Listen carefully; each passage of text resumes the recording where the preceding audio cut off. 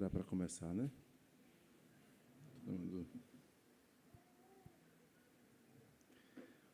Irmãos, nós vamos abrir a Escritura do Evangelho de João, capítulo 17, versículo 21.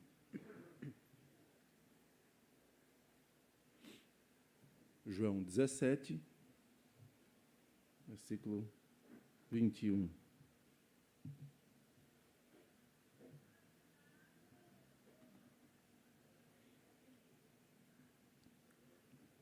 Vamos ler uma só voz. João 17, 21. Todos.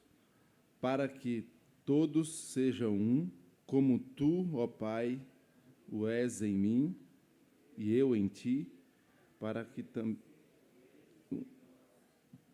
que o mundo creia que tu me enviaste. Amém. Vamos orar mais uma vez. Ó Deus, nós te rendemos graças mais uma vez pela tua palavra e pedimos que, à medida em que estudamos, Pai, a respeito da tua igreja, nós sejamos edificados pelo Senhor, fortalecidos, para que entendamos, ó Deus, o que o Senhor quer para a tua igreja. Pedimos isso confiados nos méritos de Cristo, nosso Senhor. Amém, Senhor. Irmãos, antes de iniciar propriamente o estudo, eu queria justificar o tema. Na realidade, nossos temas e sermões já estão planejados já desde o início, desde o mês de janeiro. Planejamos uma sequência de temas que nós trataremos. Janeiro e início de fevereiro, nós programamos já para os próximos meses o que nós traríamos à igreja. E talvez alguém se pergunte, olha, por que falar de unidade se nós temos uma igreja tão unida, etc. Na verdade, este tema me veio à mente tratar com a igreja quando eu vim aqui em outubro. Eu voltei para a Bahia com uma impressão muito boa sobre a unidade da igreja. E eu recordo que eu comentei com minha esposa, com Samara, assim, olha,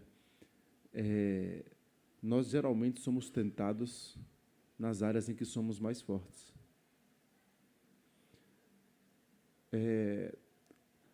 Eu gosto de um exemplo que eu ouvi já há um tempo, de uma irmã em uma igreja que eu estava, e na escola dominical ela falou assim, olha, eu acho que o pastor não vai ter as mesmas tentações que eu. A minha tentação, essa irmã falando, a minha tentação é roubar plantinha. Eu tenho, no meu quintal, o quintal dela é grande, muito grande, todos os tipos de planta que você pensar tem no quintal dela. E ela passava nas casas e a tentação dela, via uma planta diferente que ela não tinha, era de botar a mão por dentro do muro ou da grade e arrancar uma muda e se mandar. O pastor não vai ter essa tentação. Ele vai ter uma tentação específica para cair na área específica. A minha é esta. E aí ela contou, olha, que uma ferramenta que Deus a iluminou para usar foi, por que eu não toco e peço? Toco a campainha e peço, tão fácil. Mas o coração humano não é fácil, né? E da mesma forma, a impressão de unidade me veio à mente. A gente precisa vigiar nesta área. Porque o inimigo não está satisfeito.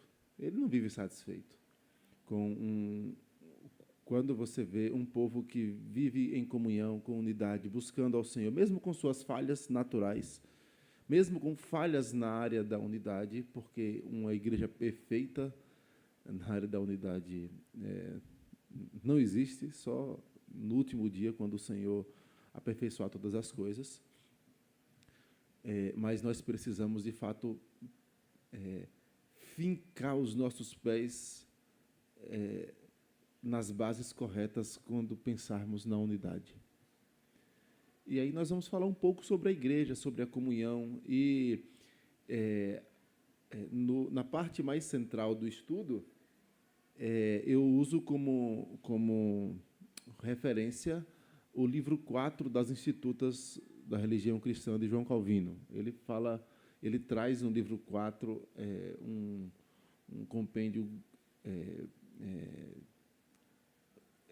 muito bem estruturado sobre a igreja. E por que eu escolhi esse livro de Calvino para falar sobre a unidade da igreja? Eu não sei quantos aqui sabem.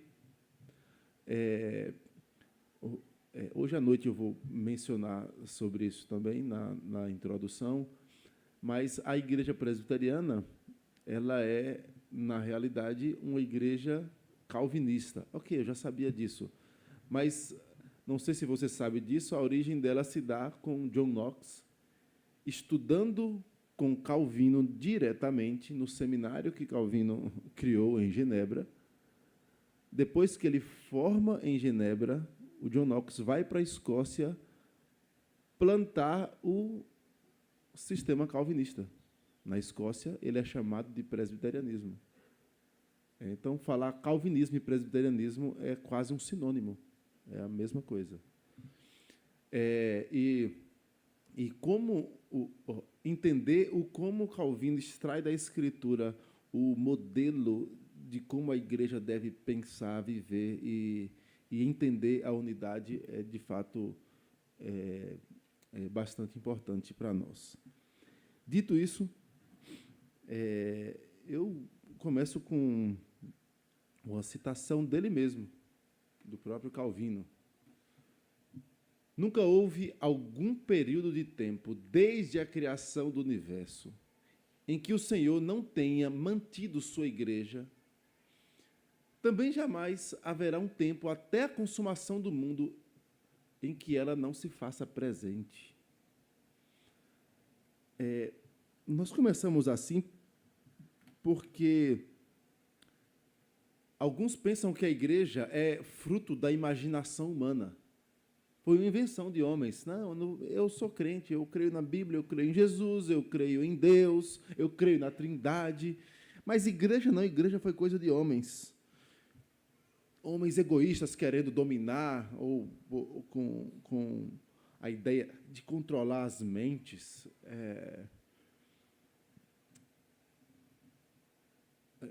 Eu estou aqui tentando lembrar Foi Marx que disse que a religião é o ópio do povo, não foi? Religião é o ópio do povo. Isso aí é só para confundir as mentes, controlar as mentes, só para fazê-las esquecer da realidade, fazê-las fugir da realidade. Não. A igreja também não é um ambiente meramente social, agradável. É também, mas não é só isso. Aliás, a igreja é uma ferramenta.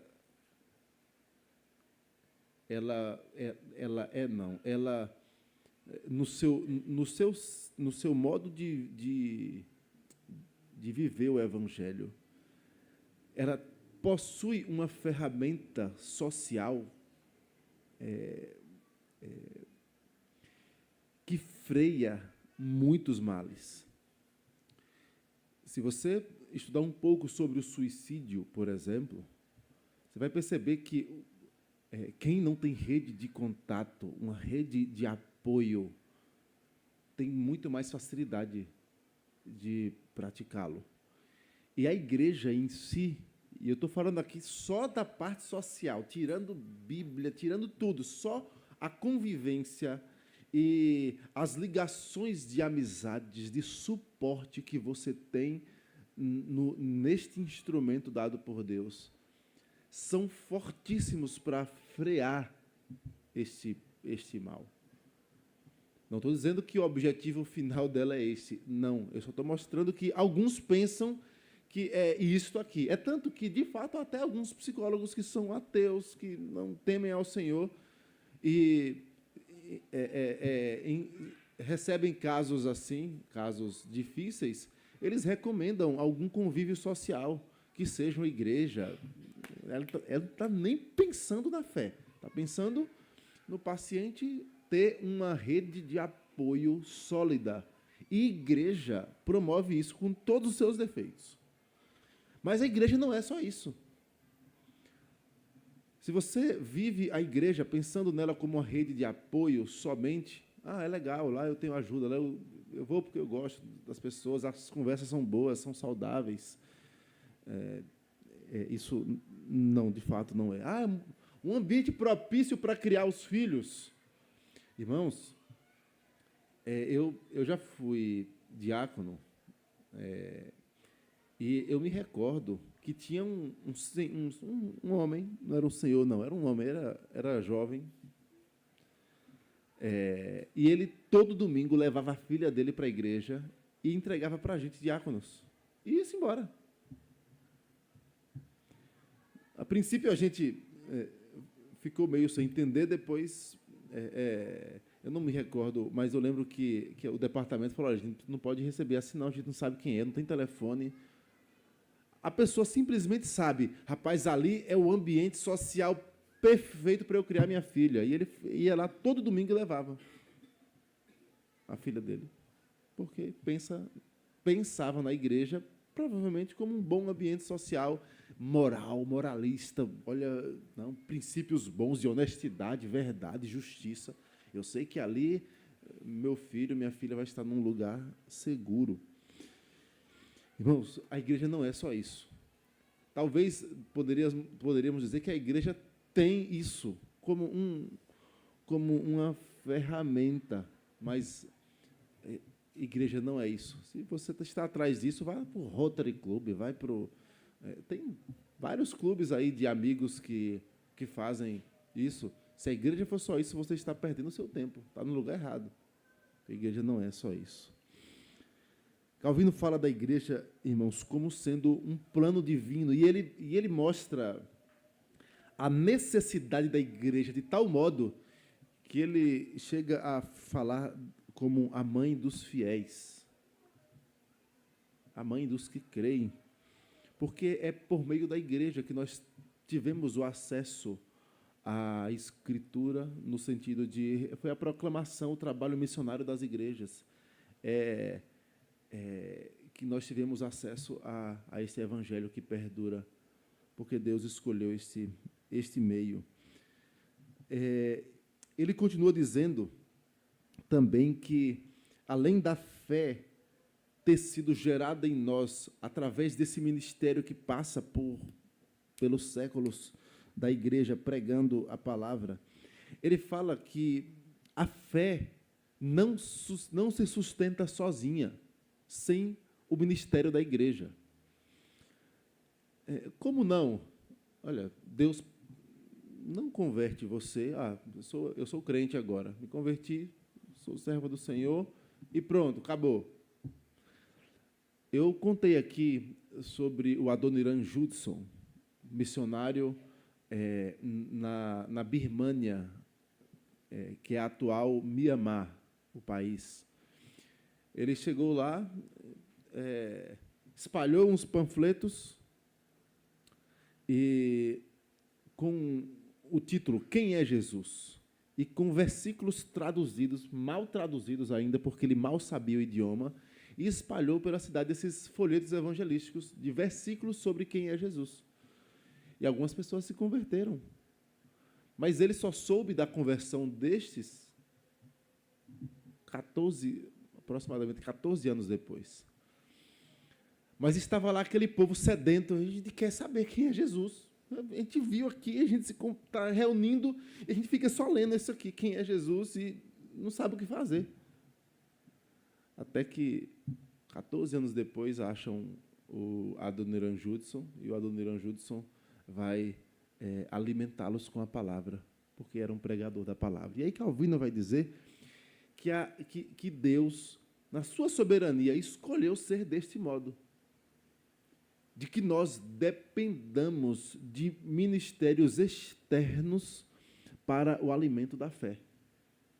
E aí ele traz dois exemplos que Deus deu para a sua igreja. O primeiro deles, ele fala sobre as vocações de pastores e mestres. Deus escolheu levantar no meio do seu povo pastores e mestres para ensinar o seu rebanho. E Deus escolheu também a instituição de sacramentos para o alimento desta fé. E esses sacramentos são administrados via igreja, e não sozinhos.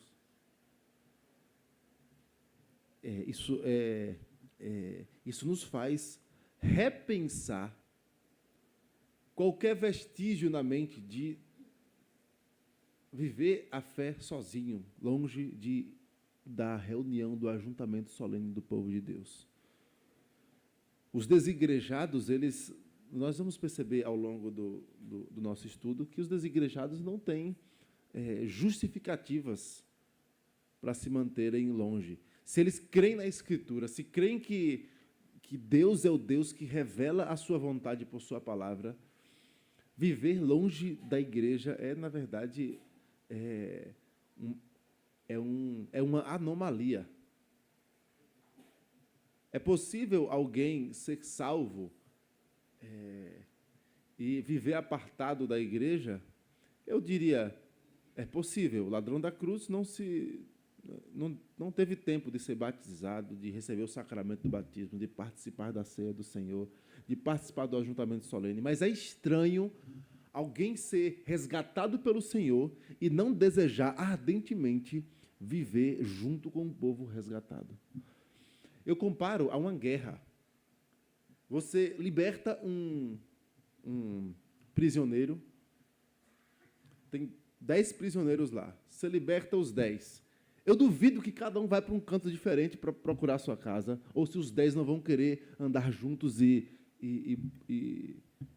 correr para o abrigo ou para o lugar seguro juntos. É estranho alguém dizer ser resgatado pelo Senhor e querer andar sozinho, longe daqueles que também foram. Deus não planejou um povo salvo para viver solto, desigrejado, sem pastoreio, sem liderança. Aliás, a ideia de viver sem liderança, ela é corrente em algumas cosmovisões.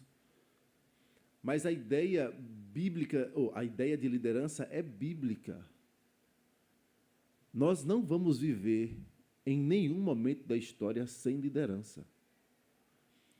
E no céu, meus irmãos, nós vivemos uma monarquia em que Cristo é rei. Isso não vai ter fim. A monarquia não vai ter fim. A Bíblia fala que o Senhor Jesus entregará o reino ao seu Pai, mas o trono, mas eternamente nós viveremos princípio de liderança, porque o Senhor, de fato, governa sobre o seu povo. Tanto é assim que Deus, em toda a história, treinou este povo para andar junto e prometeu a esse povo que jamais faltaria líder sobre eles. A promessa dada por Deus a Davi fala sobre isso também. Não te faltará sucessor. Fique em paz, não vai faltar um rei que governe sobre o meu povo. E mais à frente, no profeta Jeremias, Deus promete que vai dar pastores segundo o seu coração ao seu povo. Esse povo não vai viver a léu, cada um do seu jeito, como que um povo espalhado. Dito isso, eu trago alguns conceitos, o que eu chamo de conceitos preliminares, iniciais, né? Sobre a igreja. O reverendo Paulo Brasil, ele tem um livro, A Igreja do Antigo Testamento, e ele traz a seguinte citação. E aí você está vendo essas duas imagens aí, uma eu aponto para o tabernáculo e a outra para a obra de Cristo como como o fim da obra, a consumação da obra de Cristo de salvação, como um marco de reestruturação da sua igreja. Estava procurando essa palavra. Paulo Brasil diz assim, a essência da igreja, sobre a essência da igreja, ele fala, são pessoas que foram chamadas por Deus da escravidão do pecado para a liberdade em Cristo, da morte para a vida, para fazer a vontade de Deus. Ah, mas Jesus Cristo estava no deserto? Estava. O apóstolo Paulo fala que eles foram batizados por uma nuvem e esse batismo era o batismo de quem? De Cristo, é o que Paulo fala. Falar da igreja, nós não podemos ter aquela ideia que é mais ensinado nas igrejas batistas, no pensamento dispensacionalista, que traz a divisão entre o Antigo e o Novo Testamento, como se o Antigo Testamento não fosse mais válido para nós, igreja. Porque, para eles, o Antigo Testamento, Deus estava tratando com Israel, e no Novo Testamento, Deus está tratando com os gentios.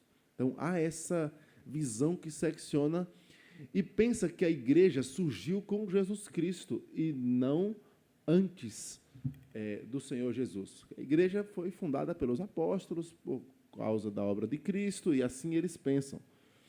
Mas quando vamos pensar um pouquinho sobre o que a Escritura fala sobre a igreja, nós temos que a Escritura mostra claramente que a igreja de Deus já existia no Antigo Testamento. Por quê? Porque a igreja é composta é a reunião das pessoas que foram chamadas por Deus da escravidão do pecado para a liberdade em Cristo. E no Antigo Testamento era o quê? Era a liberdade que vislumbrava a salvação do Messias que viria do Cristo. É isso mesmo. Da morte para a vida, para fazer a vontade de Deus. Pastor, e como é que você mostra que havia igreja no Antigo Testamento? Igreja. Nós temos pelo menos 2 textos do Novo Testamento que se reportam a uma igreja já existente antes mesmo da consumação da obra de Cristo, antes do Pentecostes. Eu não sei se você se recorda do discurso de Estevão, quando Estevão foi apedrejado. Estevão, quando estava sendo apedrejado, ele se refere à igreja do tempo de Moisés. Se você abrir a Escritura em Atos capítulo 7,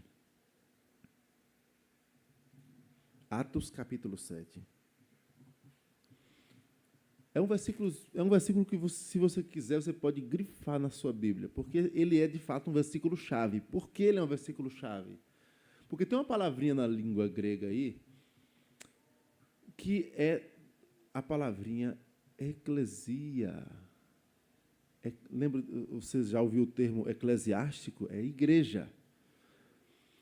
É um versículo que a Escritura aponta para o povo lá do deserto, lá com Moisés, falando, ali estava a igreja do Senhor. A igreja lá funcionava assim. Aconteceu isso com a igreja lá. Versículo 38, ele fala assim, é este Moisés que esteve na igreja, na congregação. A palavrinha traduzida por congregação é a mesma para igreja, eclesia.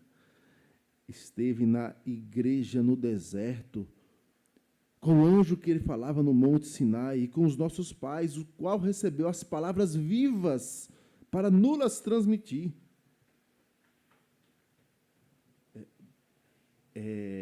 Estevão estava ali só atestando qual era a visão, a igreja. Nós somos a igreja do Senhor. A igreja já existia lá. Há um outro texto também bem conhecido, Mateus 18.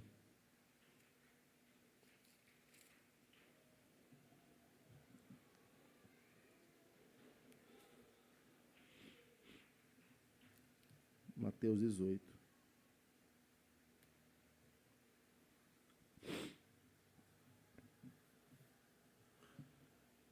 A partir do versículo 15, ele fala assim: se teu irmão pecar contra ti, vai arguir entre ti e ele só, se ele te ouvir, ganhaste a teu irmão. Se, porém, ele não te ouvir, toma ainda contigo uma ou duas pessoas para que, pelo depoimento de duas ou três testemunhas, toda a palavra se estabeleça.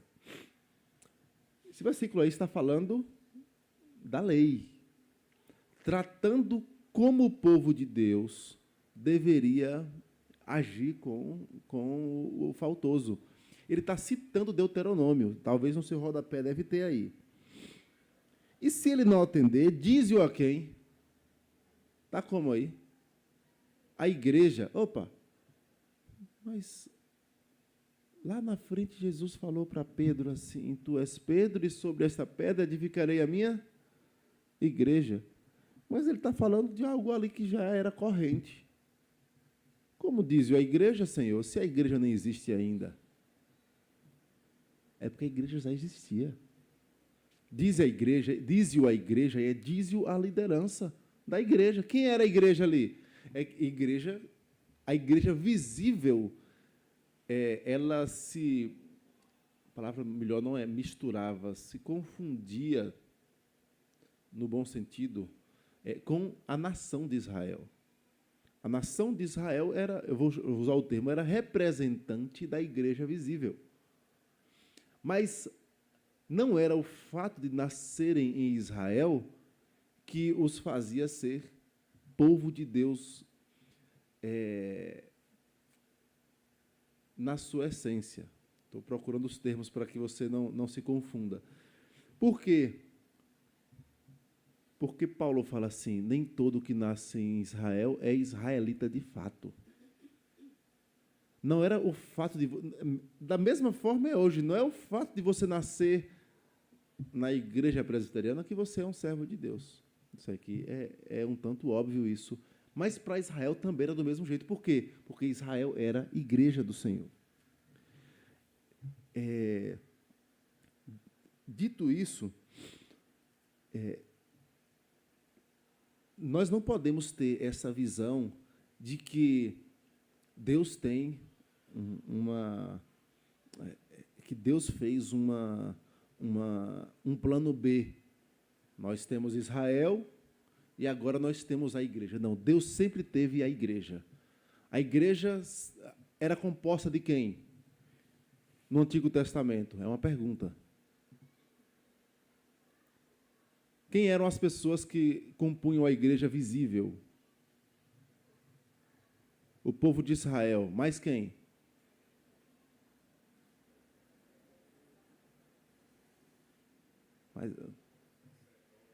Sacerdotes.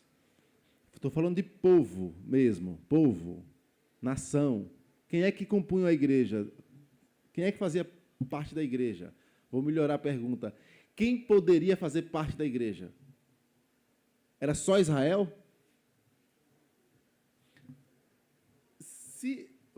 Se você pensa que é só Israel, você vai ter que tirar Noé do meio.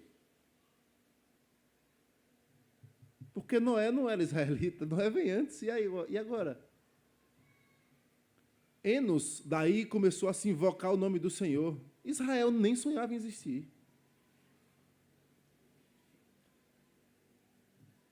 E ainda mais, a promessa de Deus de fazer um povo, e deste povo vir o Messias, falava de bênção às nações. Gênesis 12.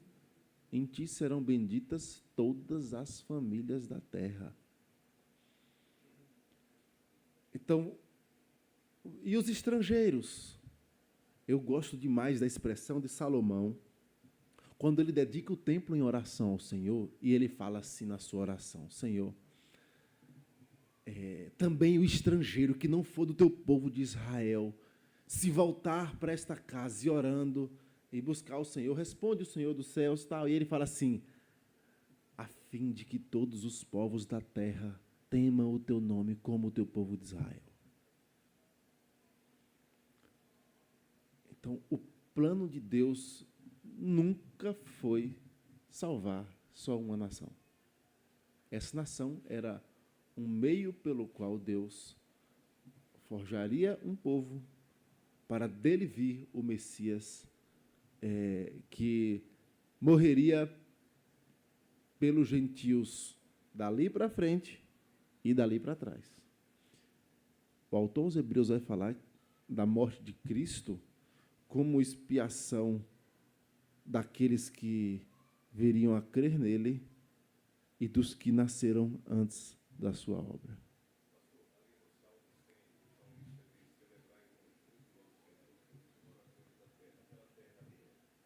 Tudo. Exatamente. E todos os povos. Olha, Salmo 96, cantai ao Senhor todos os povos. Se algum estrangeiro quiser, mas tinha que circuncidar, exatamente, receber o sinal da aliança, que estava ligado à nação, mas era um sinal para todos os povos. Então, fazer esta divisão, olha, essa divisão, ela tem implicações bem longas na história. Em nosso tempo, vocês já viram o Novo Testamento dos Gideões? Por que eles imprimem o Novo Testamento? Por que ele não imprime a Bíblia toda? Tem a Bíblia toda? Tem, mas historicamente eles imprimem só o Novo Testamento. Isso é a visão teológica. É porque eles pensam, de fato, na sua origem, que o Antigo Testamento ele era específico para Israel. Depois eles começaram a colocar Salmos, depois Provérbios, eu não sei se coloca mais algum. Salmo, Provérbios e Novo Testamento. Okay. Então, o que está por trás disso é uma visão teológica. Não que seja ruim que eles distribuam. Distribui a palavra de Deus, vai distribuindo. Mas a Bíblia ela é um todo para toda a história. Paulo fala que toda a Escritura é útil é inspirada e útil para o ensino, para a correção. Então, para o povo de Deus não é só o Novo Testamento, mas toda a Escritura. Dito isso, o que nós vamos perceber é que em toda a história o projeto de Deus para a igreja visa unidade. E por quê? Aliás, o porquê eu vou falar mais à frente. E como a gente percebe isso? Todas as figuras que Deus traz para a sua igreja, para representar a sua igreja, são figuras que retratam unidade. Olha a primeira delas. Gênesis 12, quando Deus fala de um povo, ele fala de povo, nação. Essa nação é Israel. Não é não. Como é que eu sei? Como é que eu provo que a nação não é Israel? Gênesis 12, 2 é Deus prometendo a Abraão fazer dele uma grande nação. Mas 1 Pedro 2, 9, alguém pode abrir, por favor?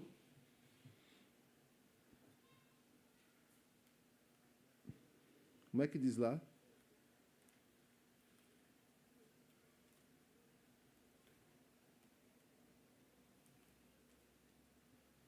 Primeira Pedro 2, 9.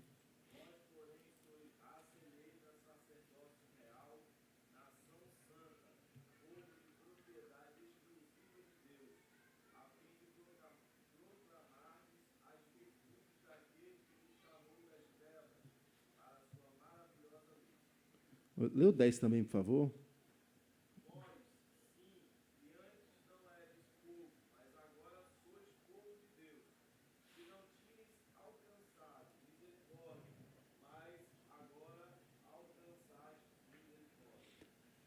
Essa promessa aqui, talvez no seu rodapé tenha aí. No meu aqui, aponta para Êxodo 19, porque Deus fala que faria deles uma nação de sacerdotes.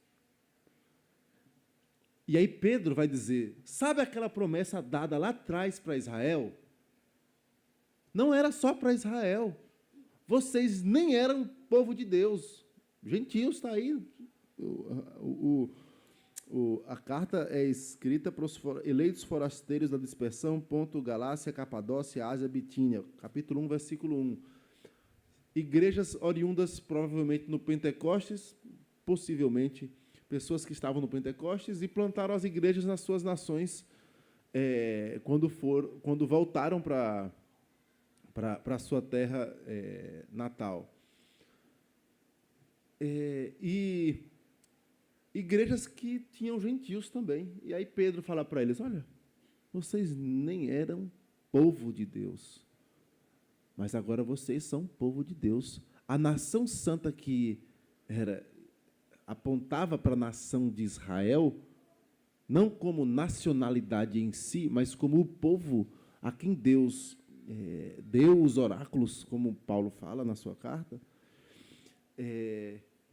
A esse povo, Deus chama de raça eleita, sacerdócio real, nação santa, povo de propriedade exclusiva de Deus. Você vai perceber que as figuras que Deus traz para representar o seu povo são figuras que falam de unidade. A Escritura fala sobre corpo. Nós somos corpo de Deus. Um é mão, outro é pé, e aí, de fato, você é como um organismo, cada um com a sua função. Você vai perceber que a Escritura trata figuras assim. A Escritura trata-nos como noiva, unidade. Como esposa, no Antigo Testamento havia também essa figura. Como edifício, a Escritura fala que nós somos pedras e Cristo é a pedra angular.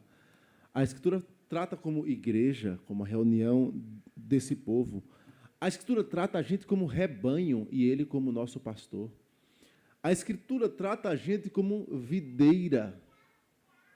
Você vai perceber que as figuras dadas por Deus para a sua igreja são figuras que excluem a individualidade, no sentido de que não tem como você ser povo de Deus sozinho.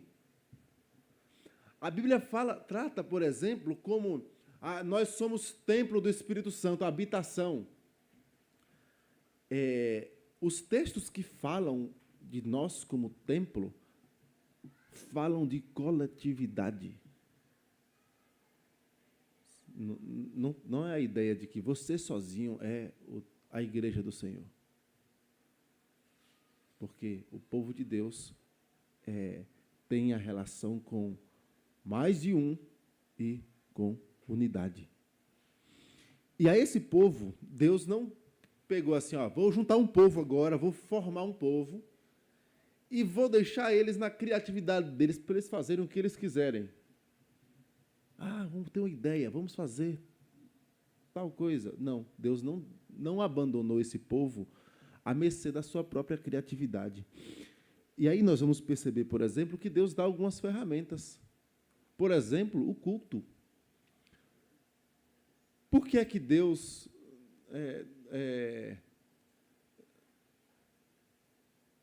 talvez a pergunta melhor não seja por que Deus, mas como Deus estabelece o culto? Ele faz o quê? Faz o que você quiser. Vá quando você quiser. Quais são as instruções de Deus para o culto?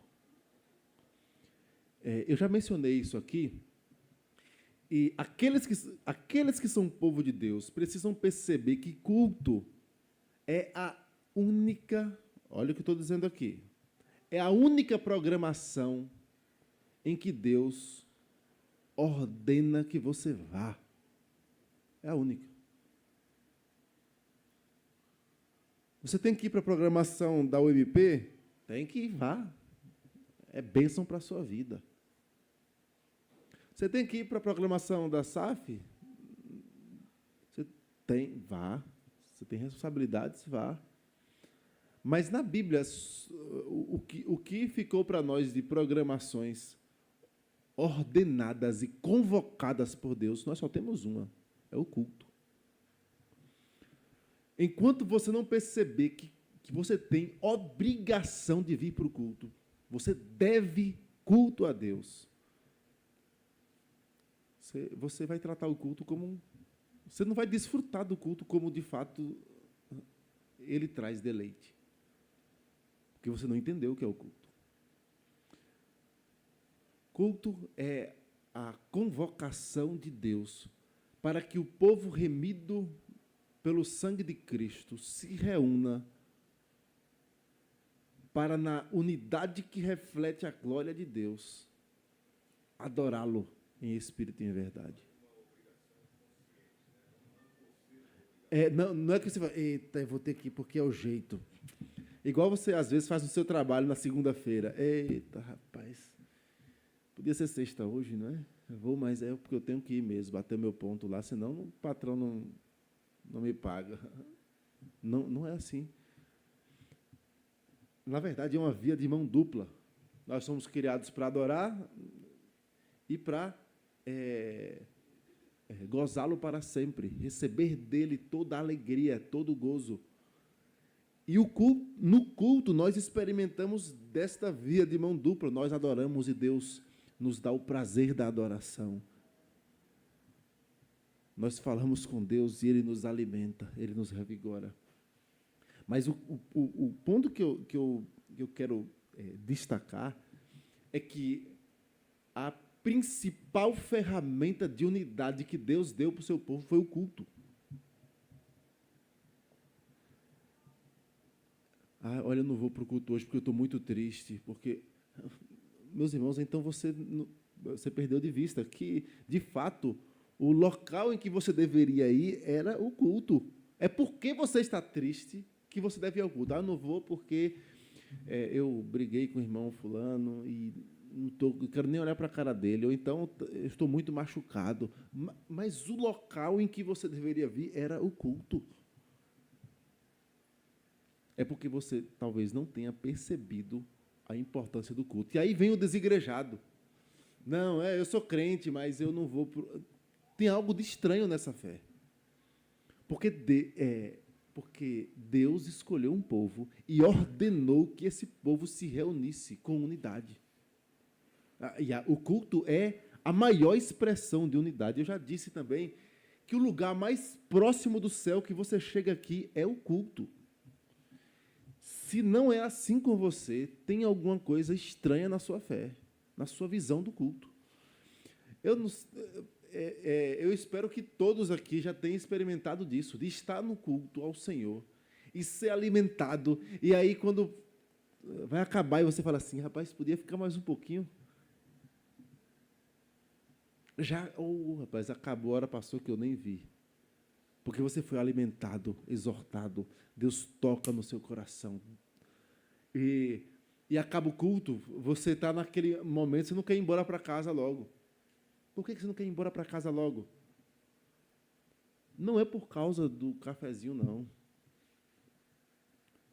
É porque existe uma unidade no rebanho do Senhor, que é o Senhor quem promove, é o Senhor quem alimenta, e o culto é esse momento especial do povo de Deus. Você já parou para pensar que em países em que o evangelho é perseguido, eles não deixam de cultuar? Podia cada um ficar na sua casa. É mais seguro. Mas não, eles vão lá se reunir para quê? Para cultuar o Senhor. Rapaz, deixa de ser besta, que loucura. Se te pegarem cantando aí, você vai ver essa Bíblia aí escondida na sua bolsa, se um guarda te pegar. Você já imaginou como deve ser um culto cristão na Coreia do Norte?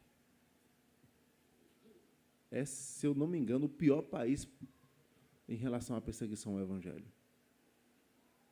Mas eles estão ali, firmes, se escondendo, cantando, se escondendo, buscando ao Senhor desse modo. Por quê?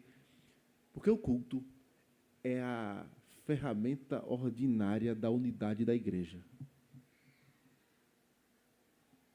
Não negligencie o culto. Mas eu estou de férias, eu saí, viajei. Aqui eu já trago um ponto muito importante para você. Ao sair de férias, saia de férias, Mas não planeje as suas férias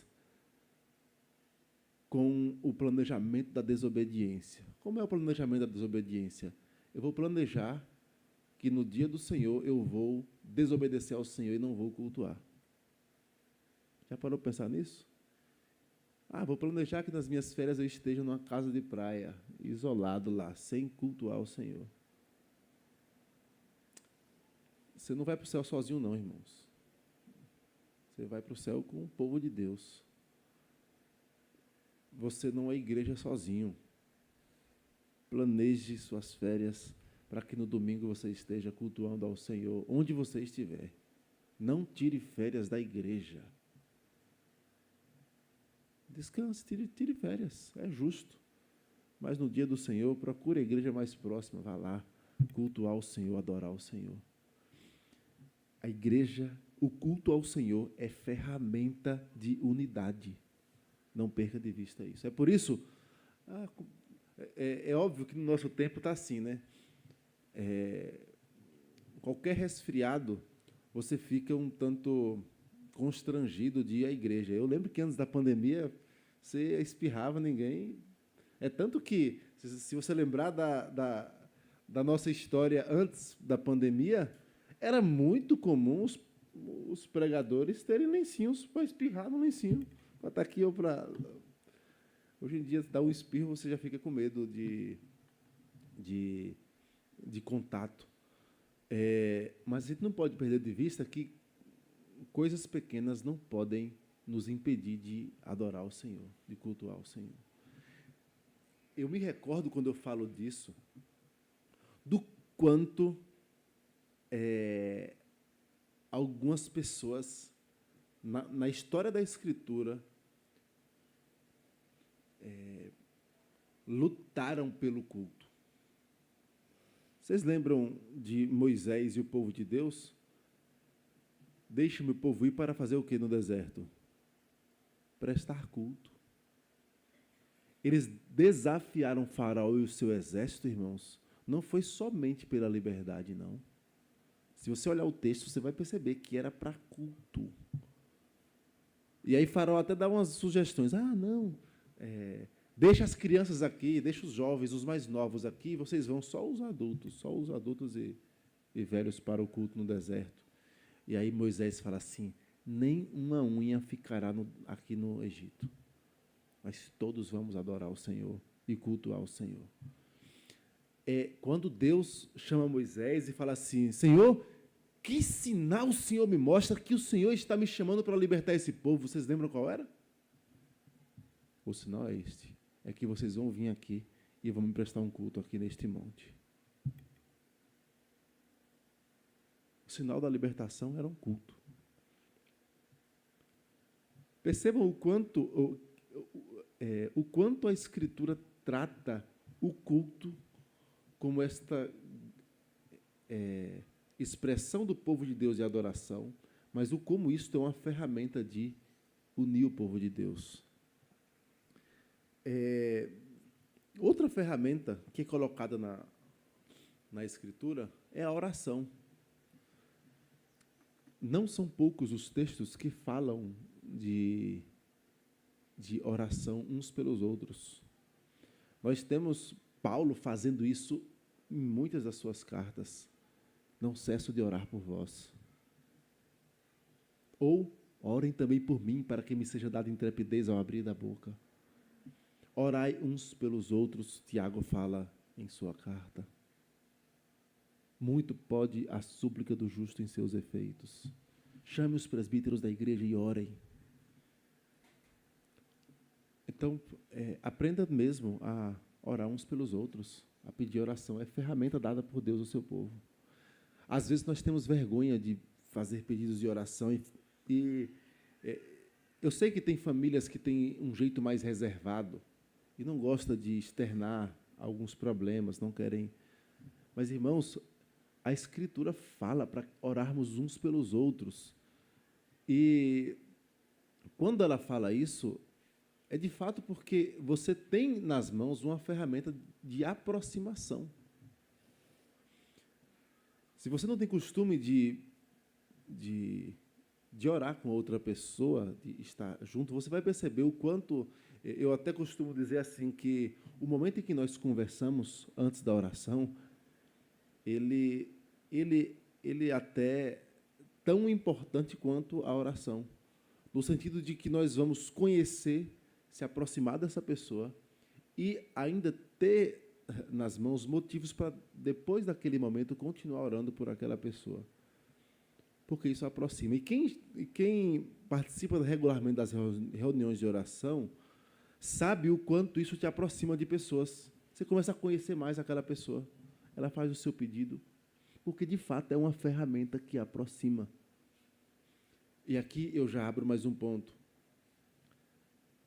Se o teu patrão te obrigasse toda quarta-feira à noite a trabalhar, ou senão você perdia o seu emprego, talvez você trabalhe, você tenha, de fato, uma obrigação à noite que te impeça de vir. Mas, às vezes, você não tem impedimento nenhum. O teu impedimento é o cansaço. Se o teu patrão te obrigasse a trabalhar nesse horário... Ok. Ok, 10 minutos. Se ele te obrigasse, você iria para o seu trabalho. Mas você tem possibilidade, você tem uma ferramenta tão boa que é a da oração em conjunto, e você não usa desta ferramenta, tem alguma coisa de errado com a sua fé. Não são poucos os pregadores que falam sobre isso, mas não espere Deus te apertar para você estar aqui toda quarta-feira.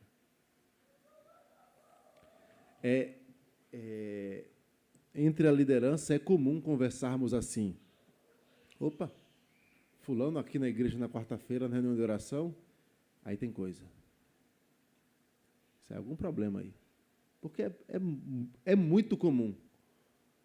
Só quando Deus aperta, é uma doença, é um problema no trabalho, é um problema na família, a pessoa aparece, a pessoa nunca pisou os pés na reunião de oração. Meus irmãos, é ferramenta de unidade dada por Deus. Eu creio que eu não falei até agora aqui nenhuma novidade para ninguém. Mas certamente muitos poderiam estar aqui buscando ao Senhor em oração, crescendo na unidade, conhecendo mais uns aos outros, orando mais pelo seu irmão, se importando mais com ele, mas não estão. Oração, outra ferramenta dada por Deus. Correção. A correção mútua é dada por Deus como ferramenta de unidade. Eu preguei aqui Gálatas 6, falando sobre o que fazer com o irmão que tropeça. O que é que você faz? Corrige o irmão. Porque Deus deu essa ferramenta à igreja. Então, se você tem fugido, você foge às vezes da programação, você foge das formalidades, você foge do contato. Muitas vezes você foge porque você está com algum pecado e não quer ser corrigido. E Deus deu correção como ferramenta de unidade. É o inverso. Você deveria buscar ajuda. Olha, eu estou precisando de ajuda porque eu tenho andado em pecado em tal área. A correção mútua é ferramenta dada por Deus para a unidade. Outra ferramenta para a unidade, sabe qual foi? A associação com os crentes. Eu quero abrir um negócio. Abra com um crente. Onde é que eu vejo isso na Bíblia? Alguém lembra qual é o texto bíblico que fala sobre isso? Pode falar mais alto. Não há comunhão. Isso, jugo desigual. Se você estudar o texto de 2 Coríntios, capítulo 6, que fala sobre jugo desigual, ele não está falando só de casamento, não. Casamento é uma das aplicações para aquele jugo desigual. Ele está falando de associação mesmo. Quem sabe abrir uma empresa. Percebam, Deus nos deu uma ferramenta para estreitar, para unidade, e eu vou atrás de um ímpio para fazer a associação. Não vos ponhais em julgo desigual. O texto está falando disso mesmo. Procure se aproximar dos crentes. É ferramenta de unidade. Por que eu estou mostrando esses pontos? Porque Deus escolheu essas ferramentas para a sua igreja. Quando você vai, por exemplo, para essa associação, de você aprender a viver com unidade o tempo todo, em todos os seus negócios, em tudo aquilo que você faz fora da igreja, você vai perceber, por exemplo, que Paulo fala aos Gálatas 6, fala que é para você fazer o bem a todos, mas principalmente a quem? Aos da família da fé. Sabe o que é isso? Eu tenho uma cesta de alimentos. Pronto, eu vou dar um exemplo bem claro. Quer dizer que você ajuda lá o Médicos Sem Fronteiras e não ajuda a cesta do amor. Opa, você não entendeu. Você pode ajudar o Médicos Sem Fronteiras? Pode. Mas, principalmente, primariamente, seu auxílio é aquele que está ligado à sua unidade com o rebanho do Senhor, que é os domésticos da fé. Você primeiro ajuda os da igreja. Eu vou abrir uma vaga de emprego no meu negócio. Vai abrir? Prefiro o crente. Eu vou fazer eu estou precisando de um pedreiro. Procura um crente primeiro. Mas tem uns crentes enrolados. Pronto, não vai atrás do crente enrolado, vai atrás do crente justo.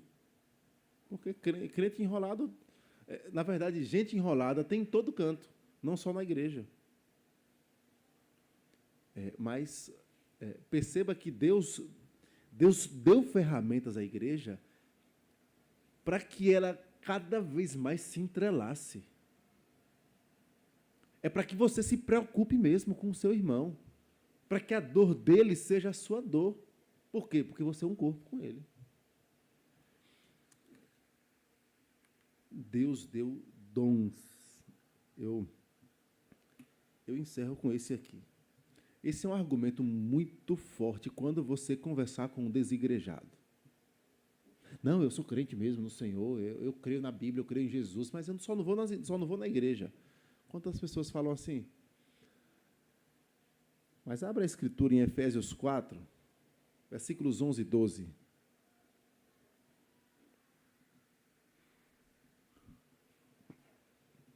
Efésios 4, versículos 11 e 12. Alguém lê, por favor?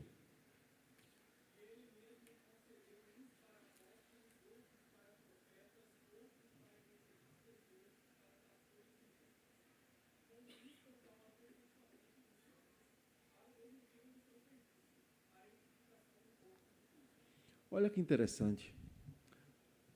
Você pergunta assim para ele, esse desigrejado, é mesmo? E vem cá, qual é o seu dom que Deus te deu no corpo de Cristo? Não, eu acho que meu dom mesmo é o ensino. É mesmo? O que é que tu está fazendo longe do corpo? Porque Deus não deu esse dom para tu mesmo, não. Os dons não foram dados para você mesmo. Isso é interessante. Os dons foram dados para quê aí? Com vistas ao quê? Ao aperfeiçoamento dos santos. Deus, por querer um povo cada vez mais unido, entrelaçado, vivendo a unidade, e nós vamos ver no próximo domingo, o primeiro ponto é que a unidade ela é um reflexo da Trindade. Ele deu dons à sua igreja, às pessoas. Deu dons, espalhou. Para quê? Para que você, com o seu dom, alimente esse rebanho e para que você, com o dom que você não tem, seja alimentado pelo outro que tem. Qual o objetivo de Deus com isso? Unidade. Eu antecipo uma fala de Calvino. Ele fala assim, ele falando do... Eu vou repetir isso na semana que vem, mas vale a pena encerrar com esse aspecto aqui. Ele fala que Deus poderia ensinar a sua igreja assim, ó. Falar assim, olha, eu vou converter o coração de Timóteo, vou converter o coração de Samuel, de Caleb. E do nada você... Pronto, a partir de hoje ele já sabe tudo. Ele tem poder para fazer isso? Tem. Ele tem poder para falar e ensinar diretamente tudo? Tem. Ele poderia, ele mesmo, para cada um de nós, se revelar e falar tudo. Tudo sobre a fé e sobre ele mesmo. E tem. Mas Calvino vai dizer assim, ó, lembra, sabe o Sinai, o Monte Sinai? Você já parou para pensar que no Sinai, Deus mesmo falou com o povo? Já viu isso no texto? Êxodo 20, abra aí.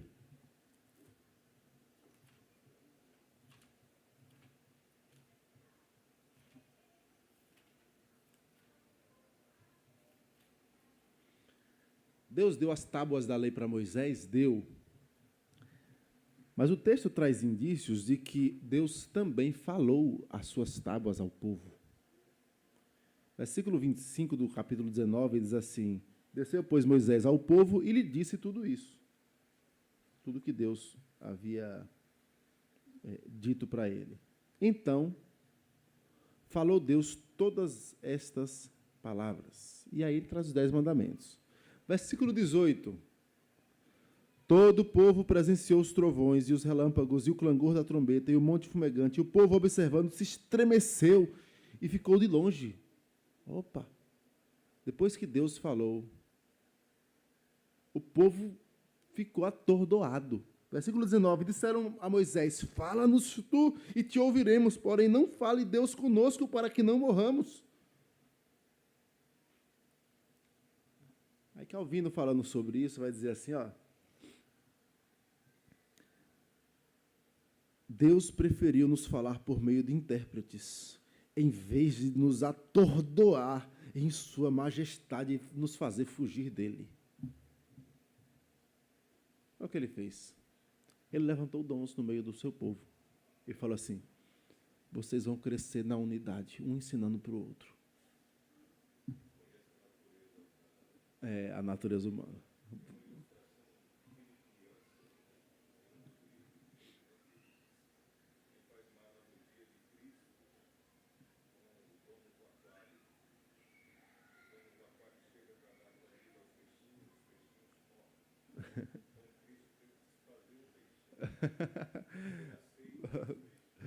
Boa ilustração. Ele fala que uma ilustração em um dos livros, um livro, como é o nome do autor?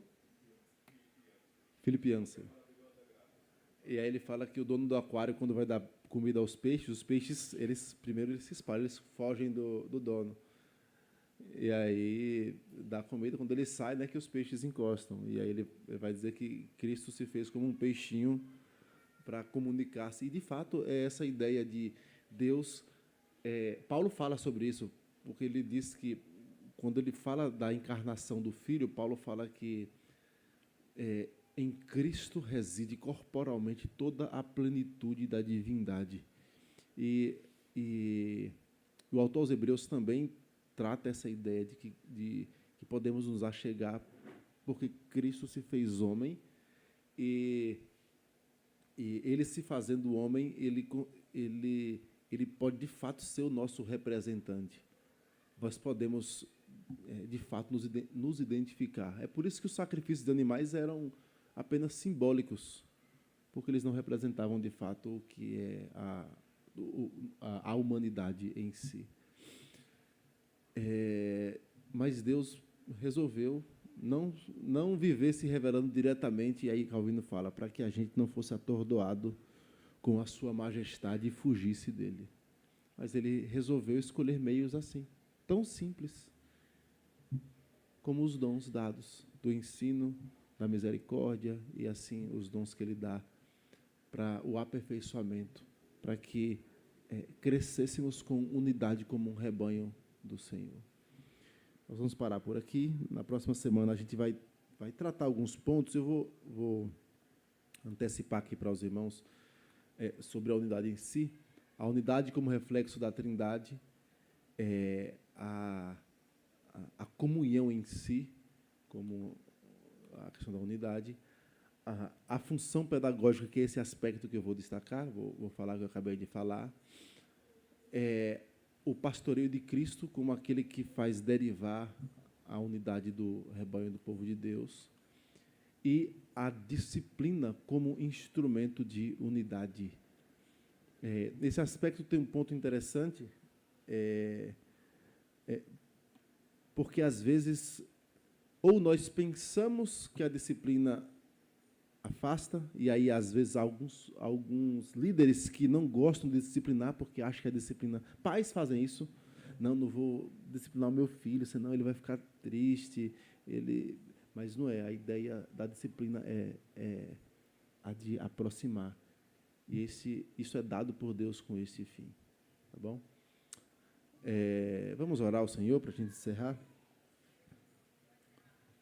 Senhor nosso Deus, mais uma vez nos colocamos diante de Ti e visitamos, Pai, textos da Escritura e aspectos, dádivas do Senhor, dados pelo Senhor para a unidade do Teu rebanho. Alguns deles tão simplórios e já vistos por nós, ó Pai, mas tão negligenciado em nosso tempo. Nós pedimos a Tua graça para que estes aspectos, ó Pai, não sejam negligenciados pela Tua igreja aqui. Nós queremos continuar a crescer como um rebanho unido e com o olhar correto sobre a Tua boa mão, sobre o Teu desejo de ver na Tua igreja unidade, e como orou e rogou o Senhor Jesus Cristo, para que sejamos um, assim como o Pai e o Filho é um. Nós queremos, ó Pai, ser uma igreja unida e unida no Senhor, para a honra e glória do Teu nome. Tem misericórdia de nós e nos ajuda, em nome de Jesus. Amém, Senhor. Deus nos abençoe, irmãos.